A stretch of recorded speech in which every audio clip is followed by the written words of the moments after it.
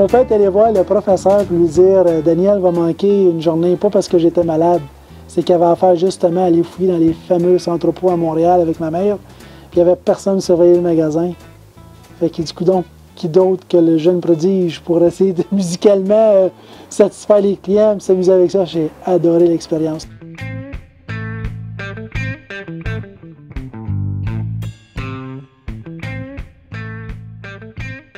Mon nom, c'est Daniel de Musica Monette à Gatineau. On est établi depuis 1974.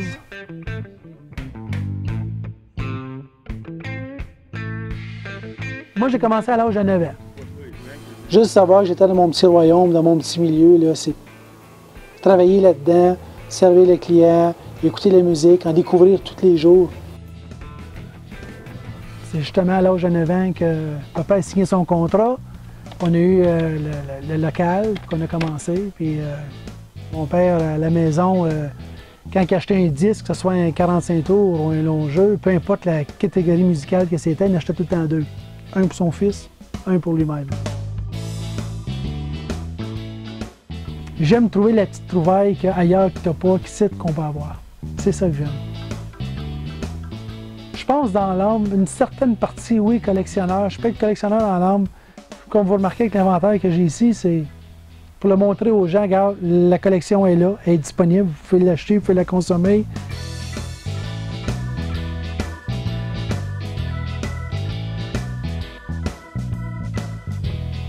Bonjour madame, je peux vous aider?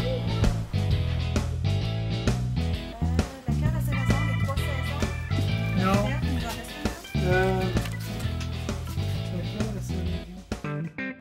J'adore les entrepôts, j'adore ce qu'on peut trouver, les merveilles. Je m'en suis même fait un petit entrepôt pour moi-même. Fait que je vais vous montrer un petit exemple.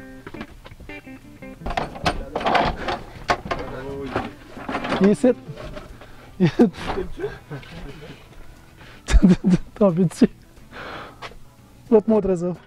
Ça, c'est l'accumulation qu'on peut faire avec les années qui fait que des fois, si je me dis que il faut vraiment que j'aie du matériel qu'ils n'ont pas ailleurs.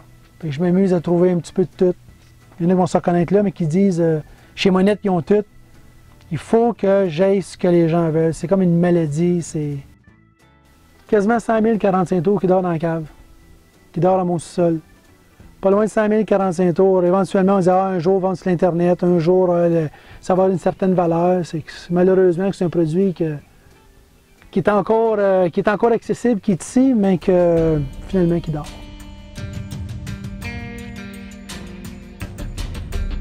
J'ai vécu la musique, j'en ai mangé, j'ai dormi avec, j'en ai rêvé, mais être encore existant avec toute la compétition qui existe, pour moi personnellement, ça tient comme un peu du miracle.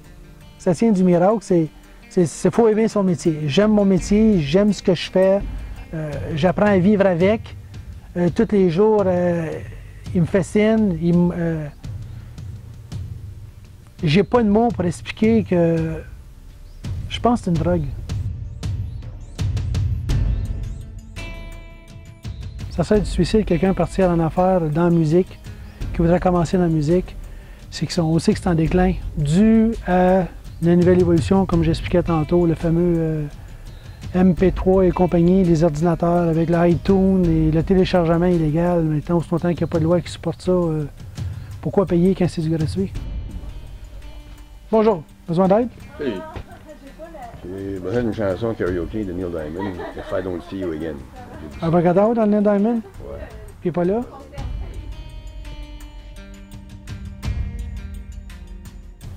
C'est que c'est un métier qu'on apprend tous les jours. Tous les jours, il faut apprendre. Tous les jours, il faut s'arranger pour connaître ce métier-là puis en manger tous les jours. C'est pas donné à n'importe qui. Puis je verrai pas, c'est les fins de semaine, c'est la semaine, la fin de semaine, des heures, après les heures. Il y a toujours l'ouvrage, il y a toujours quelque chose à faire. Moi, j'ai une fille, elle a 11 ans.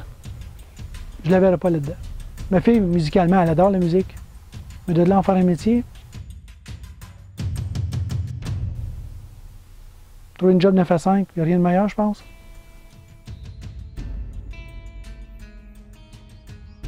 C'est une belle passion pour ceux qui, comme moi, je le vis. J'adore vivre ma passion. J'en mange. Mais je pense que c'est un métier qui achève. J'ai deux jeunes hommes qui sont présentés à moi, puis ils cherchaient un parrain pour un projet d'album. Puis quand j'ai écouté le produit, je trouvais ça exploitable. Puis on a produit 2 albums que beaucoup de gens connaissent. C'est le fameux groupe Gars de la Lune, Michel et Sébastien. Et on a réussi à tracker une chanson à la radio. Puis une en particulier que les gens connaissent, c'est le fameux Baby Bouche. Moi, mon rêve, ça serait international. Viser l'international, puis d'avoir quelque chose. Et bien finalement, je n'étais pas juste de Gatineau. J'ai pu m'exposer ailleurs.